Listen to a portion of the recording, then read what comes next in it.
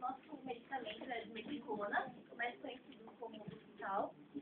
Então, nós sabemos que no trato gastrointestinal são produzidos gases devido à fermentação bacteriana, à neutralização dos gases, mesmo na hora que ingerimos alimentos que ingerem gases também. E eles acabam acumulando-se ao longo do trato gastrointestinal, sobretudo nos intestinos. E então esses gases, por causa esses gases, eles formam bolhas, por causa dos líquidos que estão ali presentes. E eles, essas bolhas têm tensão superficial e impedem que esses gases sejam soltos. Então isso causa sensações de cólicas, estufamento, desagradáveis. Então nós ingerimos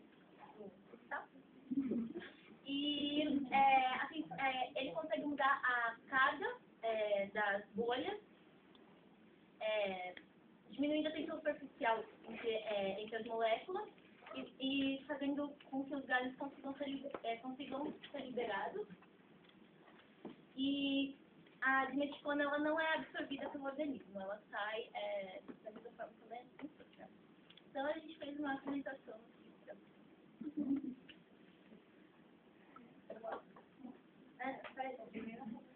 Ai, que cólica, que dor, estufamento, não tô me sentindo bem.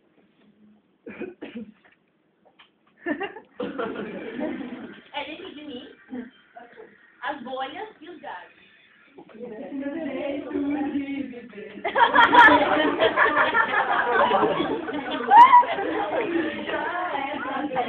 Então, superfície.